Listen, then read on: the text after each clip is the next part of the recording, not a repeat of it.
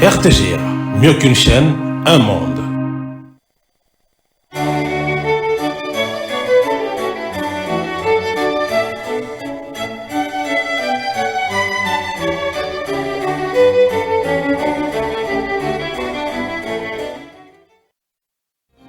Ce journal vous est offert par Tango Protection.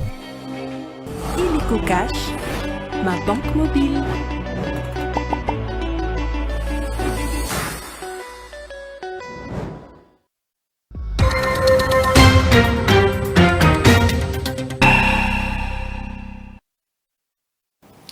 Mesdames, Messieurs, bonsoir. Bienvenue dans cette grande édition du journal sur la RTGA. Tout de suite, le titre. Naufrage sur les lacs Kivu, le vice-premier ministre en charge de l'Intérieur s'est rendu ce dimanche à Goma. Il rejoint la délégation gouvernementale déjà sur les lieux pour l'organisation des obsèques des personnes décédées lors de ce naufrage.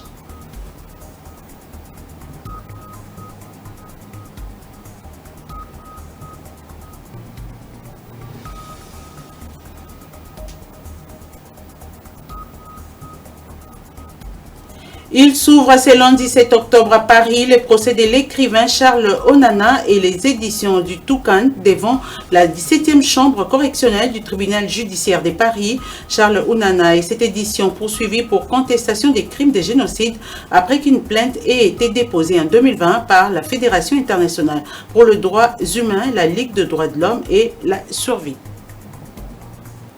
Et en page rétrospective, nous allons revenir sur les décès de l'ancien basketteur américain d'origine congolaise Mutombo Dikembe le lundi 30 septembre aux États-Unis d'Amérique. Dans ce journal, vous suivrez la réaction de population sur ces grands du basketball. Voilà tout pour les titres. Encore une fois, merci d'avoir choisi la RTGA pour vous informer. Je l'ai dit au sommaire, le vice-premier ministre, ministre de l'Intérieur est arrivé ce dimanche à Goma au Nord Kivu. Jacquemain Chabani a rejoint l'équipe gouvernementale pour l'organisation des obsèques des personnes décédées lors de ces naufrages sur les lacs Kivu. Bien avant, les victimes du dit naufrage ont été réconfortées par l'équipe gouvernementale conduite par la ministre des Affaires sociales, Action humanitaire et solidarité nationale, Aziza Mounana. Les rescapés ainsi que certains corps sont gardés à l'hôpital de Keshero. La patronne du social congolais a échangé avec le personnel soignant en exprimant sa compassion au gouverneur militaire du Nord Kivu, aux côtés du gouverneur du Sud Kivu et de l'ambassadeur humanitaire des affaires sociales, Étienne Tshisekedi Chilombo. Suivez Suzy Kibira Omar. L'hôpital Keshero, Fabrice Bichenge, médecin directeur, reconnaît avoir reçu plusieurs cas des victimes du naufrage. Il explique la situation à la ministre des Affaires sociales, Action humanitaire et solidarité nationale, Aziza Mounana. Nous avons reçu 76 cas. Parmi les 76, nous avons 2 femmes enceintes chez qui nous avons fait des examens mais qui sont en train d'évoluer très bien. Et malheureusement, au-delà de ces 76 cas, il y avait 6 corps sans vie. Avant la visite des rescapés, hommes et femmes, dans cette formation médicale et des morts à la morgue, Aziza Mounana Nathalie s'était rendue au port de Kituku, lieu du constat du sinistre. Devant les victimes, les familles et autres curieux, à côté du gouverneur du Sud Kivu, venu à Goma pour cette circonstance macabre, le discours de la ministre réconforte les éprouvés car elle les rassure sur l'assistance certaine et efficace du gouvernement. Vous avez un président, un gouvernement responsable. Nous avons un président de la République sociale, humanitaire, compatissant et accessible. Merci beaucoup. Avant de se projeter dans l'avenir, elle sensibilise les populations du Sud et Nord Kivu à éviter la surcharge des embarcations, une harmonie perspectible entre la ministre et la population. Cette chaude rencontre avait été précédée d'une réunion d'évaluation qui avait mis autour de la ministre des Affaires sociales, Action humanitaire et solidarité nationale, le gouverneur militaire Peter Chirimwami, celui du Sud Kivu, Jean-Jacques Pouroussi, l'ambassadeur de l'Union africaine Enyo Maes et l'ambassadeur humanitaire du ministère des Affaires sociales, Étienne Tshisekedi Chilombo. Puisque nous parlons de ce naufrage, sachez que la société civile du Nord Kivu exige des sanctions sévères contre les agents des services de sécurité commis au bord du lac. Silam Marion Gavo, qui a lu la déclaration de cette force vive du Nord Kivu, appelle par ailleurs à la réhabilitation des routes dans cette partie du pays pour éviter les débordements dans les bateaux. Il est au micro de Nana Bwana. La population de la ville de Goma, de Massissi et de Minova est inconsolable depuis ce 3 octobre 2024 suite au naufrage de ces bateaux autour de 11 heures en provenance de Minova. Les causes de ces naufrages seraient liées à la surcharge, au non-respect du nombre de personnes à bord du bateau, le mauvais entretien et contrôle technique, les vagues, mais également la corruption de certains agents commis au contrôle au niveau des ports et que sur le lac Kivu.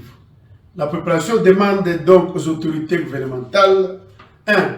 Des explications et sanctions sévères aux responsables des Transcom, de la DGM et tous les autres services dans les ports d'accostage et ce à tous les niveaux. 2.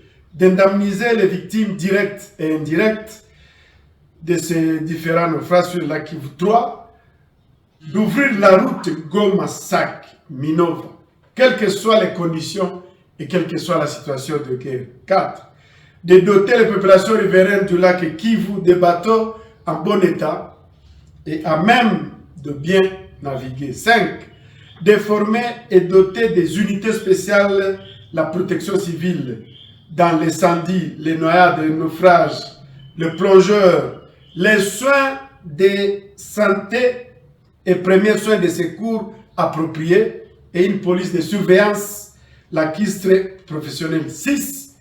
De quitter les sens de mission et délégation budgétivore, la distraction diplomatique et ouvrir les fronts pour chasser tous les rebelles dans leurs coins et recoins et que les populations rentrent et vaquent librement dans leurs occupations, dans leurs entités.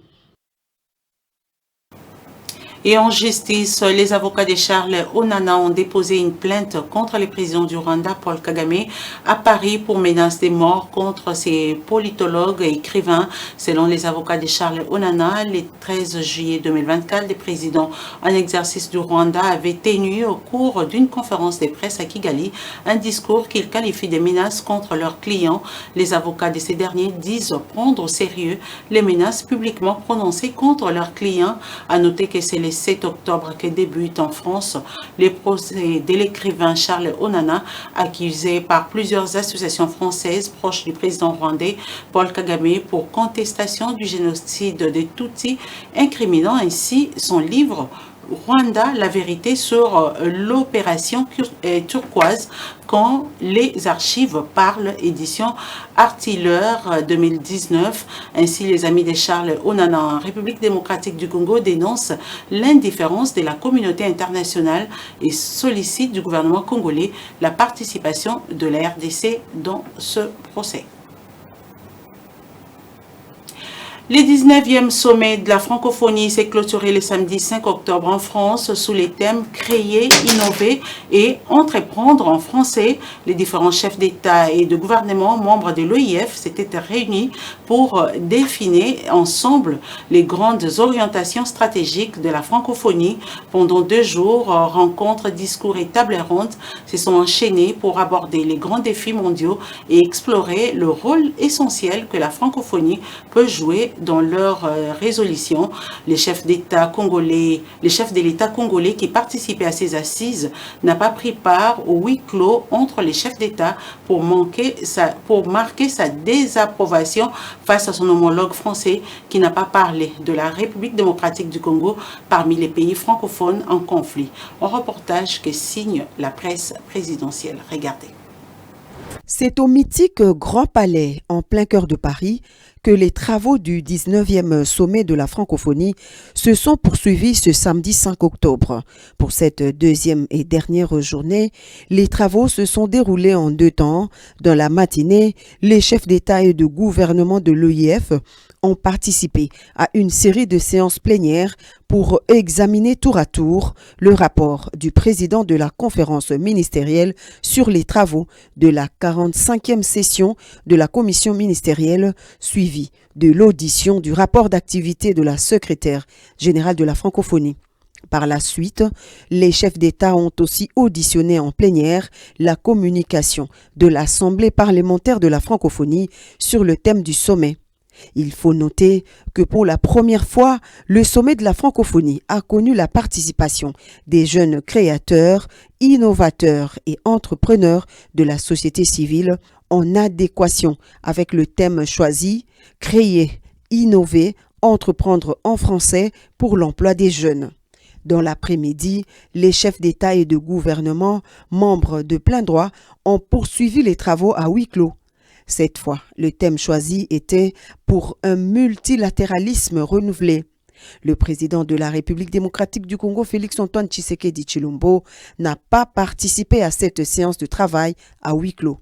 En revanche, le chef de l'État a effectué un bref passage dans les locaux de l'ambassade de la République démocratique du Congo en France. Une visite guidée dans les différentes pièces de cette belle bâtisse en compagnie de l'ambassadeur de la RDC en France, le professeur Émile Ngoï Kassongo. Occasion pour le président de la République de rencontrer aussi une partie de la communauté congolaise de France. Une rencontre chaleureuse et conviviale entre les chefs de l'État et ses compatriotes. Et les réactions tombent déjà sur la non-participation de Félix Tshisekedi, chef de l'État congolais, au huis clos de Paris lors des assises du 19e sommet de la francophonie. Si du côté de l'opposition politique, l'on sollicite le renouvellement des stratégies pour faire entendre la voix des Congolais meurtris depuis plusieurs décennies, la majorité au pouvoir se félicite de la diplomatie agissante de Félix Tshisekedi qui continue de booster les choses en faveur des Congolais. Suivez tour à tour Ferdinand Kambere, secrétaire permanent adjoint du PPRD, et Fedi Mukendi, secrétaire national de l'Union pour les valeurs tshisekidistes. Ce qui est arrivé, c'est une humiliation de tout un peuple. Soutenir le processus de Luanda, qui est un processus contre notre pays. Un processus qui soutient que les M23 restent là-bas. Depuis qu'ils ont commencé ce processus de Luanda, nous avons dit que c'était une conséquence de ce qui avait été noué à Genève. Et que Genève n'est arrivée qu'après que Kigali a rapproché Paris et que Paris a appelé aussi Lorenzo à être là, qui a été un triangle pour mettre la pression sur Kabila. Je pense que le président Tshisekedi, c'est un grand leader d'Afrique, un grand leader pour la République démocratique du Congo. Dans ses relations avec d'autres présidents du monde, il n'y a pas de complexe. À partir de simples techniques de diplomatie, le président de la République démocratique du Congo a réussi à faire fléchir Emmanuel Macron, qui est le président français, à pouvoir parler de conflits en République démocratique du Congo, alors que dans les discours inauguraux de la francophonie, Macron ne l'avait pas fait. Nous disons bravo au président de la République pour cette diplomatie agissante. Et entre-temps, nous demandons à tous les Congolais et toutes les Congolaises qu'il ne faut pas que nous puissions attendre qu'un certain président du monde dénonce le conflit qui est en République démocratique du Congo pour que nous puissions dire que c'est bon. Le plus important pour nous, c'est de nous mobiliser, être derrière le président de la République qui est le commandant suprême de FARDC, être derrière les FARDC afin de mettre fin finalement à ce conflit, à cette agression qui n'a fait que trop durer. On va changer des chapitres. L'outil de programmation des activités du ministère de l'Intérieur, Sécurité, Décentralisation et Affaires coutumières a été présenté par les vice-premiers ministres Jacquemain Chabani. Ce plan annuel budgétisé permet de responsabiliser les administrateurs et structures du ministère dans leurs activités pour un accompagnement des partenaires dans leur secteur d'intervention. Suzy Kibira Omari nous en parle.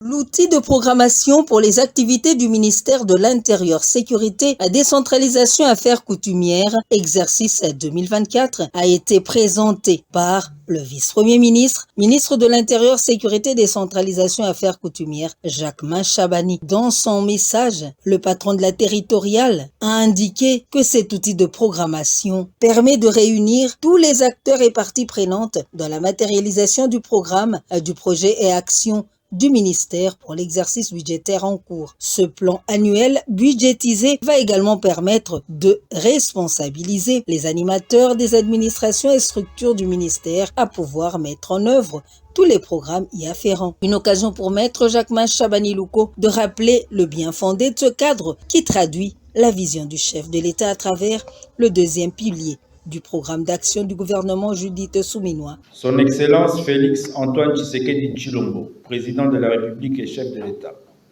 soucieux du bien-être du Congo et de son peuple, s'est engagé, à travers sa vision, de poursuivre la construction d'un Congo plus uni, plus fort et plus prospère. Le PTBA 2024 ainsi élaboré se veut un outil qui servira à la fois de boussole, de plaidoyer et de document de référence pour l'évaluation de notre action. Un appel a donc été lancé par le patron de la territoriale et de la sécurité pour la mobilisation des ressources humaines, matérielles et financières conséquentes et efficaces pour atteindre les résultats escomptés. Voilà, du ministère de l'Intérieur, nous allons nous rendre à l'Assemblée nationale où la plénière du samedi 5 octobre a été consacrée essentiellement à la présentation de groupes parlementaires constitués conformément au règlement intérieur de la Chambre basse du Parlement. Tour à tour, ces groupes parlementaires ont été appelés par le rapporteur Jacques Joly pour se présenter devant la plénière afin d'être entérimés. Les détails dans ce reportage signé Dieu merci Diaka et Lydie Mbaya. Après la rentrée parlementaire intervenue le 16 septembre dernier, l'heure est maintenant à la finalisation de la constitution des différents organes pouvant permettre à l'Assemblée nationale de se mettre résolument au travail. La plénière du samedi 5 octobre était consacrée essentiellement à la présentation de groupes parlementaires constitués conformément au règlement intérieur de l'Assemblée nationale. À tour, ces groupes parlementaires ont été appelés par les rapporteurs Jacques Joly pour se présenter devant la plénière afin d'être entériné. Le président de l'Assemblée nationale, le professeur Vital Kamerhe, a fait savoir à la plénière que grâce à l'arbitrage du bureau, un consensus a été trouvé en mettant d'accord à 80% à tous les groupes parlementaires sur la composition du bureau des différentes commissions permanentes. Quand vous allez choisir vos présidents des commissions, quand vous allez faire des membres du bureau de vos commissions, quand vous allez affecter les gens dans les différentes commissions techniques, tenez compte du profil. Il ne faut pas envoyer un architecte pour aller présider la PH. Contrairement aux précédentes législatures, le nouveau règlement intérieur a réduit à la baisse le nombre des députés requis pour faire un groupe parlementaire, passant ainsi de 35 à 21, ce qui porte la configuration actuelle à 21 groupes parlementaires. Ainsi, chaque député a choisi son groupe d'appartenance pour la législature entière et ne pourra donc plus procéder à un changement. Rappelons qu'avant de passer à l'ordre du jour, le président de l'Assemblée nationale, le professeur Vital Kamerhe, a déploré les naufrages dans le Maïndombe et sur les lacs Kivu. Il a rendu aussi hommage au basketteur Mutombo Dikembe pour son engagement à servir les causes de ses compatriotes congolais lorsqu'il était en vie. On en vient maintenant à cette nouvelle. En bref, les enseignants des écoles conventionnées catholiques qui ne prestaient pas depuis la rentrée scolaire sont invités à reprendre le travail le lundi 9 octobre. L'appel leur a été lancé par le secrétariat général des écoles conventionnées catholiques qui s'est réuni le dimanche.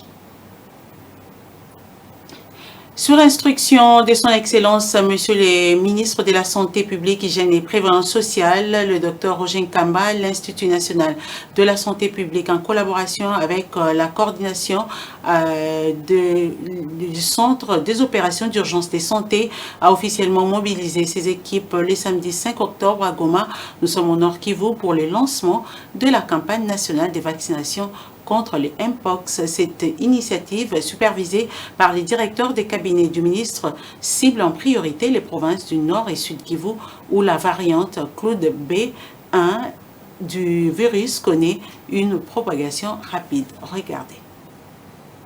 C'est parti pour la campagne de vaccination contre le Mpox au Nord Kivu depuis samedi 5 octobre. Le coup d'envoi a été donné par les directeurs de cabinet du ministre de la Santé publique, Hygiène et Prévoyance sociale en séjour à Goma. Le ministère de la Santé a décidé d'intensifier la riposte en mobilisant des ressources sanitaires adaptées pour contenir et enrayer la progression de la maladie dans ces zones à risque. Avec l'augmentation alarmante des cas de Mpox dans ces régions, cette campagne de vaccination est essentielle pour protéger la population et freiner la transmission de la maladie. Les équipes de santé mobilisées sur le terrain travailleront en étroite collaboration avec les communautés locales pour garantir un accès optimal à la vaccination. Ainsi, le ministère de la Santé recommande l'utilisation de 2 doses du vaccin MVA-BN chez les adultes et 1 dose de LC16 chez les enfants âgés de moins de 18 ans.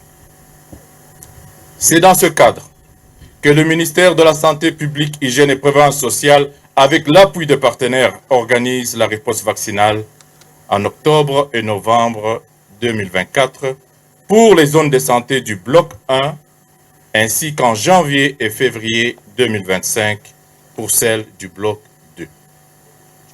En vue de vacciner toutes les personnes cibles. Pour cette campagne, des stratégies spécifiques sont développées par nos experts de la vaccination pour atteindre toutes les cibles. Vu l'ampleur de cette maladie, les autorités sanitaires invitent la population à l'éviter. Pour faire face à cette épidémie, la meilleure solution reste la prévention. En l'occurrence, la vaccination. Notons que les équipes de santé mobilisées travaillent en étroite collaboration avec les communautés locales pour garantir un accès optimal à la vaccination. Vous le savez certainement que le mois d'octobre est consacré à la campagne dénommée Octobre Rose qui vise à la sensibilisation de l'opinion publique au cancer du sein. Dans ce cadre que le Dr Mardoché Binangou, médecin généraliste et assistant au département de l'anatomie pathologique des cliniques universitaires de Kinshasa, appelle les femmes à se faire dépister avant d'épingler les signes et la prévention de cette maladie. Christian Maïmona et Christian Loubé Veto étaient là à sa rencontre. Regardez.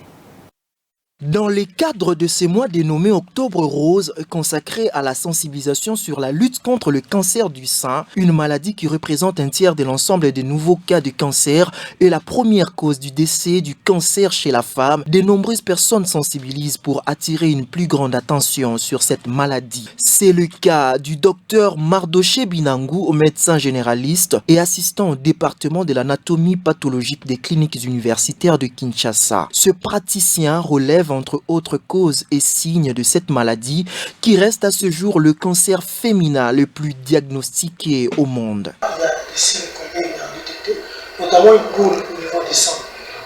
Donc toute masse, toute boule au niveau des seins doit faire inquiéter. Des changements de coloration au niveau des seins, et puis de blessures, de plaies au niveau des seins. On peut avoir des facteurs de risque génétiques. Donc une famille où on fait des cancers des seins, parce que ça s'est transmis des ascendants et descendants. Aujourd'hui, nous consommons des aliments riches en graisse, donc nous prenons du poids, l'obésité. Le cancer des seins, c'est un cancer très hormonodépendant, ça dépend des hormones. Donc tout ce que nous faisons. Aujourd'hui, la jeune femme commence la contraception tôt, le pilule, le lendemain, tous ces facteurs-là font en sorte que la personne développe à la longue un cancer du sein. Confirmant que le cancer du sein est curatif, il invite les femmes à l'autopalpation et à la consultation pour prévenir tôt la maladie. Déjà, il faut s'assurer de contrôler son corps, de connaître son corps pour détecter tôt la maladie. Tout en sachant que j'évite déjà les facteurs de risque. Donc je vais bouger, je fais des sports, j'évite de me stresser, j'évite de consommer une alimentation riche en graisse, ainsi de suite. Il s'y est de signaler que durant ce mois d'octobre se tient la 31e campagne d'information et de mobilisation sur les dépistages précoces et de lutte contre les cancers du sein. Et en sport, les rassemblements des léopards de la République démocratique du Congo ont débuté ce dimanche 6 octobre 2024 à Kinshasa en prévision des matchs de la 3e et de la 4e journée des éliminatoires de la CAN Maroc 2025 pour le groupe H. Ce regroupement de ces mois d'octobre rentre dans le cadre de la double confrontation des éliminatoires de la CAN 2025 qui opposera les léopards de la RDC au Taifa Stars de la Tanzanie. Les Congolais recevront des Tanzaniens le jeudi 10 octobre au stade des Martyrs à Kinshasa et ils s'affronteront de nouveau le mardi 15 du même mois au stade Benjamin Mkapa à Dar es Salaam.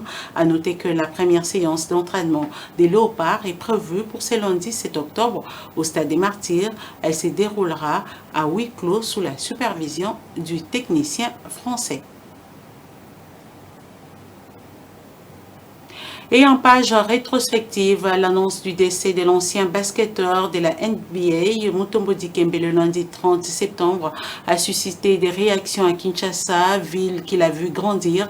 Les Clinois ont salué la mémoire de ces grands athlètes d'origine congolaise qui a remporté dans son actif plusieurs titres à la NBA ainsi que dans différents clubs américains. Beaucoup gardent de lui des bons souvenirs d'un grand compétiteur qui a fait l'honneur de la République démocratique du Congo au niveau international. Mutombo Dikembe a également marqué la population par ses œuvres caritatives. Suivez. Dans les rues de Kinshasa, la ville où a grandi Mutombo Dikembe, la population est triste. Pour ceux qui l'ont connu pendant ces années de succès, c'est une perte énorme car Mutombo Dikembe était une source d'inspiration, surtout pour les jeunes. Je garde beaucoup de souvenirs de Mutombo Dikembe. Ça m'a vraiment démoralisé d'apprendre ça parce que je me rappelle, au moment où j'étais joueur, j'avais acheté un catch Adidas au numéro 55, dont c'était le numéro de Mutombo Dikembe.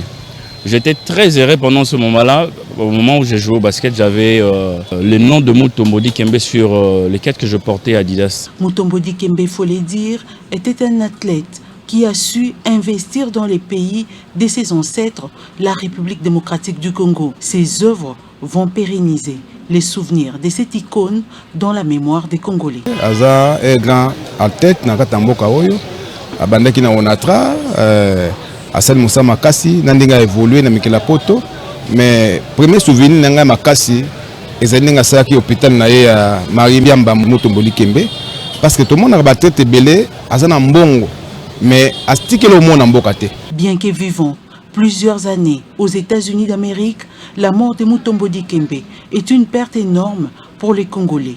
En tout cas, c'est une triste nouvelle pour la République démocratique du Congo qui a perdu un digne fils de ce pays, qui a fait l'honneur de ce grand pays en jouant au basket aux États-Unis. Mutombo Dikembe, c'est une star internationale.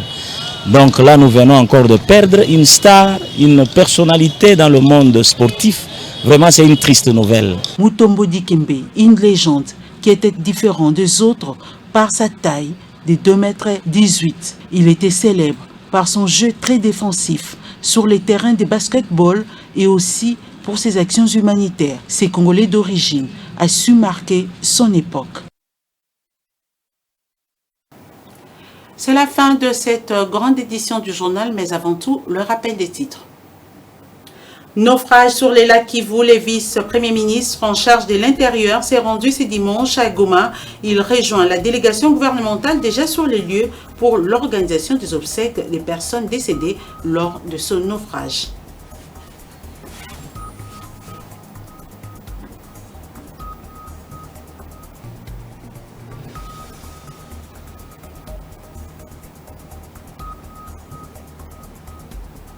Il s'ouvre ce lundi 7 octobre à Paris le procès de l'écrivain Charles Onana et les éditions du Toucan devant la 17e chambre correctionnelle du tribunal judiciaire de Paris. Charles Onana et cette édition poursuivie pour contestation des crimes de génocide après qu'une plainte ait été déposée en 2020 par la Fédération internationale pour les droits humains, la Ligue des droits de l'homme et la survie. Et en page rétrospective, nous sommes revenus sur les décès de l'ancien basketteur américain d'origine congolaise Mutombo Dikembe le lundi 30 septembre aux États-Unis d'Amérique. Dans ces journaux, vous avez suivi la réaction de la population quinoise.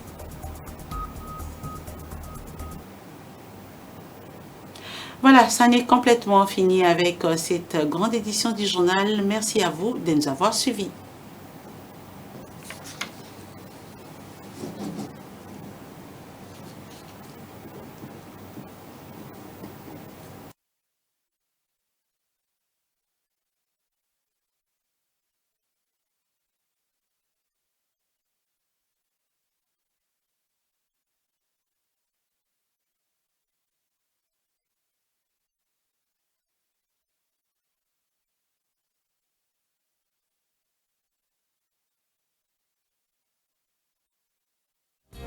Ce journal vous a été offert par Tango Protection. Illico Cash, ma banque mobile.